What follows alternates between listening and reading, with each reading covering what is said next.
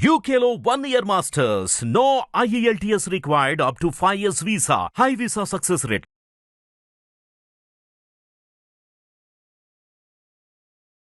ఓం నారాయణం నమస్కృత్య నరం చైవ నరోత్తమం దేవీం సరస్వతీం వ్యాసం తతో జగముదీరయేతు. ఓం ముదాకరత్తమోదకం సదా విముక్తి సాధకం కళాధరావతంసకం విలాసిలోకరక్షకం అనాయకైకనాయకం వినాశితే భదైత్యకం నతాశుభాశునాశకం నమామితం వినాయకం. మనం ఇవాళ పిల్లలు ఈ రోజున మనం కొన్ని భారతంలో భాగవతంలో మీకు ఉపయోగపడే కథలు మనం చెప్పుకుందాం. దాంట్లో మొదటగా మనం చిత్రకేతు మహారాజు కథని మనం ఈరోజు చెప్పుకుందాం. చిత్రకేతు మహారాజు అని ఒక ధర్మబద్ధమైన మహారాజు ఉండేవాడు. ఆయనకి చాలా చాలా ధర్మాత్ముడని పేరు. ఆ ధర్మబద్ధమైన చిత్రకేతు మహారాజు రాజ్యాన్ని పరిపాలిస్తుండగా ఆయనకి ఒక మంచి అద్భుతమైన పతివ్రత అయిన ఒక స్త్రీతో వివాహమైంది. అయితే దురదృష్టవశాత్తు ఆయనకి సంతానం కలగకపోవడంతో ఆ మహారాజులకి సంతానోత్పత్తి జరగకపోతే మరొక స్త్రీని వివాహం చేసుకోవచ్చని ఆ కాలంలో ఉంది. ఆ కారణం చేత అతను అనేక మంది స్త్రీలను వివాహం చేసుకున్నాడు. ఆయనకు మొత్తం 1000 మంది భార్యలు ఉండేవారట. ఆ 1000 మందికి దురదృష్టవశాత్తు సంతానం కలగలేదు. కలగకపోయేసరికి అతను చాలా విచారణ చేస్తూ, అయ్యో నా దౌర్భాగ్యం ఏంట్రా బాబు, నా దురదృష్టం ఏంటి, నాకు సంతానం కలగకపోవడం ఏంటి, తర్వాత భవిష్యత్తు ఏంటి అని చాలా దుఃఖంతో ఉంటుండగా అతను చాలా ధర్మాత్ముడు కదా, మరి పుణ్యాత్ముడు ధర్మాత్ముడు కాబట్టి అతన్ని ఉద్ధరించాలనే ఉద్దేశంతో అంగిరస్సుడు అనే ఒక మహర్షి అటు భిక్షకి వచ్చాడు. ఆ భిక్షకి వచ్చినప్పుడు చిత్రకేతు మహారాజు అతన్ని సేవించి అన్ని విధాలా అతనికి సపరీలు చేసి, ఓ మహర్షి, నాకు సంతానం లేదయ్యా, నన్ను ఎలా అయినా నాకు ఈ సంతాన ప్రాప్తిని కలిగించి నన్ను నా వంశాన్ని ఉద్ధరించడానికి నాకు ఏదైనా ఉపాయం చెప్పండి అని చెప్పి అడుగుతాడు. అప్పుడు చిత్రకేతు మహారాజు అడిగిన వెంటనే ఈ అంగిరస మహర్షి దివ్య దృష్టితో చాలా సమాధిలోకి వెళ్ళి చూస్తాడు. చూసినప్పుడు అతనికి, నీకు సంతాన యోగ్యం చాలా కష్టతరమయ్యా, కాకపోతే నీకు సంతానం కలగడం కోసం నేను పుత్రకామేష్టి యాగం చేస్తాను, కానీ ఏదైతే నీకు సంతానం కలుగుతుందో ఆ సంతానం వల్లనే నీకు దుఃఖం వస్తుంది, పర్వాలేదా అని అడుగుతాడు. అడిగినప్పుడు ఓహో, అతను మొదట అతనికి కావాల్సింది ఏంటి, సంతాన ప్రాప్తి. ఆ కోరికతోనే ఉన్నాడు తప్పితే తర్వాత వచ్చే దుఃఖం గురించి అతను ఆలోచించట్లేడు. ఆ కారణంగా ఏం చేశాడంటే, అయ్యా నాకు సంతానం అయితే నాకు కలిగితే చాలండి, నాకు దానికోసం ఏదైనా యాగం చేసి నాకు ప్రసాదం ఇవ్వండి అని అడిగాడు. సరే నాయన అని చెప్పి అతను అద్భుతమైన వేదమంత్రాలతో తన అనుష్ఠాన బలంతో ఆ అంగిరస మహర్షి ఒక అద్భుతమైన పుత్రకామిష్టి యాగం చేసి తనకి ప్రసాదం ఇస్తాడు. అది తీసుకెళ్ళి తన భార్యకి, మొదటి భార్యకి, మరి ధర్మబద్ధంగా ధర్మపత్ని అంటారు, మొదట వివాహం చేసుకున్న స్త్రీని ధర్మపత్ని అంటారు కాబట్టి ఆ ప్రసాదం తీసుకెళ్ళి ఆ భార్యకి ఇచ్చాడు. అతనికి సంతానం కలిగింది. కాలాంతరంలో కలిగిన వెంటనే మొత్తం రాజ్యం అంతా ఉత్సవాలు, అద్భుతమైన పండగ వాతావరణం, ప్రజలంతా చాలా సంతోషించారు.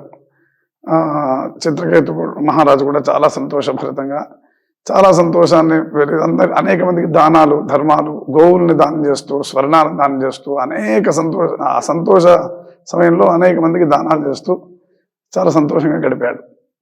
సరే, కాలం గడుస్తున్న కొద్దీ ఈతను ఆ సంతానం, ఎవరైతే సంతానం కలిగిందో ఆ మగపిల్లవాడు సంతానంగా కలుగుతాడు.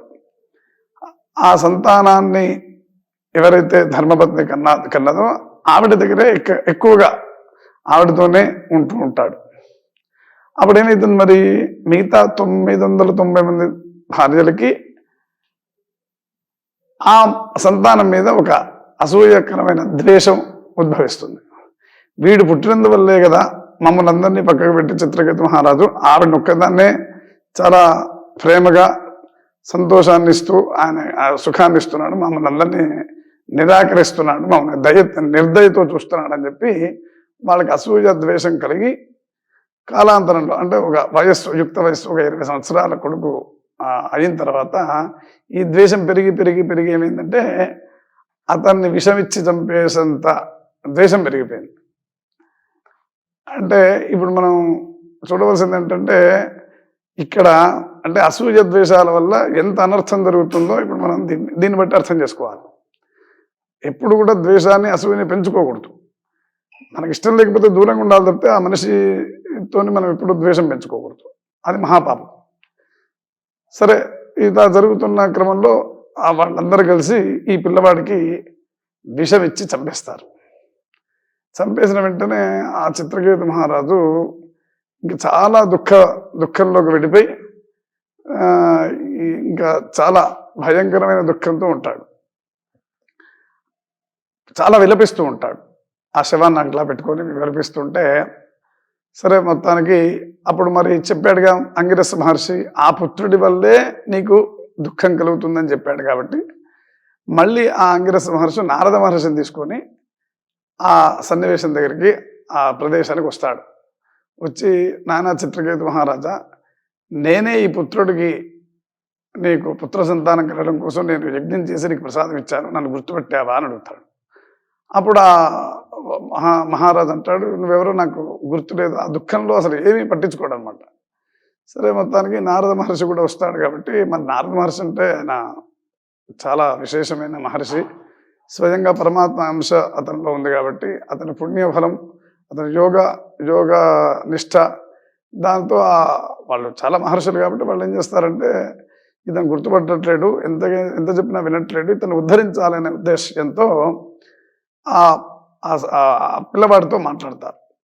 నాయన, మీ నాన్నగారు ఏడుస్తున్నారు కాబట్టి నువ్వు అలా చనిపోవడం ఆయనకి చాలా దుఃఖంగా ఉంది, ఎందుకంటే చాలా కాలానికి చాలా తపస్సు చేస్తే కానీ నువ్వు కలగలేదు, కాబట్టి నువ్వు ఇప్పుడు చనిపోతే వారికి చాలా దుఃఖంగా ఉంటుంది, కాబట్టి నువ్వు మళ్ళీ నీ యొక్క దేహాన్ని ధరించి వారికి సంతోషాన్ని ఇచ్చి ఈ రాజ్యాన్ని నువ్వు అనుభవించి పరిపాలించవలసిన ధర్మం ఉందయా, అతన్ని దుఃఖపరచకు అని చెప్పి ఈ మహర్షి ఆ శవంలోంచి ఆత్మని మళ్ళీ ఉత్తేజపరుస్తారు. అప్పుడు ఆ సంతానం ఆ యొక్క మగబల్లి వాళ్ళు లేచి, ఏమండి ఇప్పుడు ఈ చిత్రకేతు మహారాజు గారు ఏడుస్తున్నారని చెప్పి ఇక్కడ ఉండమంటున్నారు, మరి క్రితం జన్మలో నాకు ఒక తండ్రి ఉండేవారు, ఆ క్రితం జన్మలో ఒక తండ్రి ఉండేవారు, అంతకుముందు క్రితం జన్మలో ఎన్నో జన్మల్లో ఎంతో మంది తల్లిదండ్రులు ఉన్నారు కదా నాకు, మరి వాళ్ళందరూ ఏడుస్తుంటారు కాబట్టి వాళ్ళ దగ్గరికి వెళ్ళమంటారా, ఈ చిత్రకేతు మహారాజు దగ్గర ఉండమంటారా? కాబట్టి నా జీవన ప్రయాణం నడుస్తూ ఉంటుంది, నాకు మోక్షం కలిగే వరకు నాకు జనన మరణాలు తప్పవు, కాబట్టి ఈ జన్మకి ఈ తల్లిదండ్రులతో ఇంతవరకే నాకు ప్రాప్తం ఉంది, నేను మళ్ళీ ఇంకో జన్మ ఎత్తవలసి ఉంది, నాకు ఇంకో తల్లిదండ్రుల దగ్గరికి ఇంకో గర్భవాసంలోకి నేను వెళ్ళవలసి ఉంది, కాబట్టి నాకు వీళ్ళతో ఎటువంటి సంబంధం లేదు, నా ప్రయాణం అయిపోయింది అని చెప్తాడు ఆ పిల్లవాడు. చెప్పంగానే అప్పుడు చిత్రకేతు మహారాజుకి ఒక్కసారి జ్ఞానం కలుగుతుంది. ఓహో, ఇటువంటి వాడి కోసమా నేను ఏడుస్తుంది, వాడు చెప్పింది సత్యమే కదా, సరే నాకు ఇంతవరకే ప్రాప్తం ఉంది అనుకున్నాడు. ఇంకా జ్ఞానాన్ని అనుకొని ఓహో ఇంతే మనం ప్రాప్తం అనుకొని అప్పటి నుంచి ఆ పిల్లవాడు మళ్ళీ వేరే ఇంకొక గర్భంలోకి ఇంకొక జన్మ ఎత్తడానికి అతను ప్రయాణం తనకు కొనసాగించేసరికి ఈ నారద మహర్షి వీళ్ళుండి, నన్ను చూసావా, కాబట్టి ప్రయాణం అనేది ఎవరిది ఎంతవరకు ఉంటుందో మనకు తెలియదు, మనం ఈ జీవన ప్రయాణం ఎవరి ప్రయాణం వాళ్ళదే, దానికి పుణ్యఫలాల్ని పాపఫలాన్ని అనుసరించి జన్మ వస్తుంటుంది, మళ్ళీ వాడి సమయం అయిపోగానే వాడు వెళ్ళిపోతాడు, మళ్ళీ ఇంకొక జన్మ వస్తుంటుంది, కాబట్టి దీనికోసం నువ్వు చింతించాల్సిన అవసరం లేదయా, వాళ్ళ దుఃఖిస్తూ ఉంటే చేయవలసిన కార్యాలన్నీ ఆగిపోతాయని చెప్పి, మరి అతను చాలా ధర్మాత్ముడు, యజ్ఞయాగాది కర్మలు చేసినవాడు, అనేక దానాలు చేసినవాడు కాబట్టి ఆయనకి నారాయణ ఉపనిషత్తు అతనికి ఇది ఉపదేశించి వాళ్ళు అంతర్ధానం అయిపోతారు. ఈ చిత్రకేతు మహారాజు గారు కూడా తర్వాత చేయవలసిన కర్మలన్నీ చేస్తూ ఆ పిల్లవాడికి దాన సంస్కారాలు చేసి ఓహో ఇదే జీవితం అంటే ఇదే కదా అనుకుని తను ప్రయాణాన్ని సాగిస్తుంటాడు. కాలాంతరంలో అతను తపస్సు చేసుకోవడానికి తపస్సు చేస్తూ ఉంటాడు. తపస్సు చేస్తూ ఉండగా తర్వాత జన్మలో కూడా అతనికి స్మృతి ఉంటుంది. అతను దష్ట ప్రజాపతిగా జన్మిస్తాడు. అప్పుడు ఒక ముందుకు వెళ్ళిన తర్వాత ఇప్పుడు ఈ కథలో మనకు నీతి ఏంటంటే, జన్మ అనేది పాప పుణ్యకర్మల ఫలితంగా వస్తుంది. ఈ ఫలితం వల్ల మనం కార్యకారణాలను తెలుసుకొని మనం చేయవలసిన కార్యాలు చేసిన తర్వాత మనకి జన్మ అయిపోతుంది. అయిపోయిన దాని గురించి మనం దుఃఖించకూడదు అనే విషయాన్ని మనకు ఇక్కడ ఖచ్చితంగా తెలుసుకోవాల్సిందే. ఈ కథలో మనకు నీతి. కాబట్టి ఈ కథని ఉదయాన్నే ఎవరైతే నిరంతరం తలుచుకొని వాళ్ళు పారాయణ చేస్తారో, ఈ కథని చదువుతారో, వాళ్ళకి ఎటువంటి దుఃఖాలు ఉండవు. కేవలం ఇదొక మిథ్య, ఇదొక డ్యూటీ అంతే అనే భావనలో ఉంటారు. అది మనం తెలుసుకోవాలి.